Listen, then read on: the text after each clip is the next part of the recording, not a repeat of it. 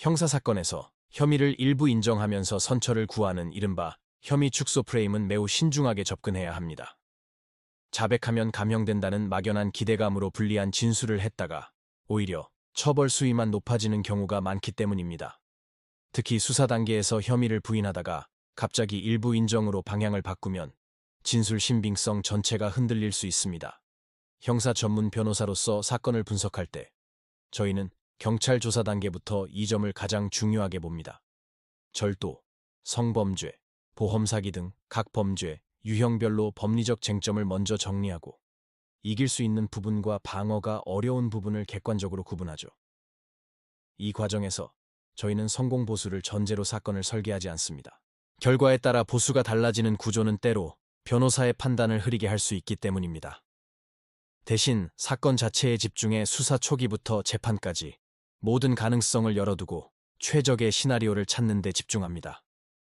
상담 단계에서부터 변호사가 직접 사건의 모든 과정을 책임지고 진행하는 구조를 고수하는 것도 같은 이유입니다.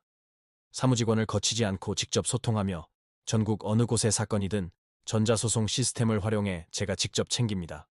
단순히 착수금만 받고 형식적으로 대응하는 방식이 아니라 경찰 조사 참여부터 최종 변론까지 모든 절차를 내일 바로 진행한다는 기준으로 준비합니다.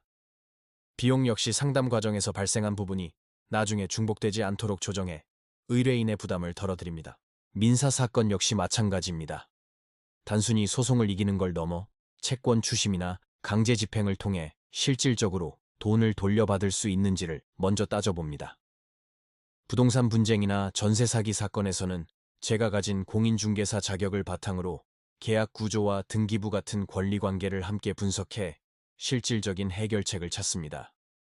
이혼이나 상속 같은 가사 사건에서는 당장의 감정 대립을 넘어 재산 분할이나 양육권처럼 장기적인 이해관계까지 고려해 분쟁 가능성을 최소화하는 설계를 제안합니다. 출입국 문제나 행정소송이 얽힌 복잡한 사건일수록 형사, 민사, 행정 절차를 따로 떼어보지 않고 하나의 큰 그림 안에서 종합적으로 검토해야 합니다. 2014년 법률사무소를 연 이후 지금까지 사건 처리와 관련해 단 한 건의 분쟁도 없었던 이유는 결과를 과장하지 않고 현실적인 대응 방안을 제시하며 의뢰인과의 신뢰를 지켜왔기 때문입니다. 이렇게 사건의 시작부터 끝까지 변호사가 직접 책임지며 눈앞의 결과뿐 아니라 미래의 위험까지 함께 고민하는 곳. 그곳이 바로 법률사무소 아신입니다.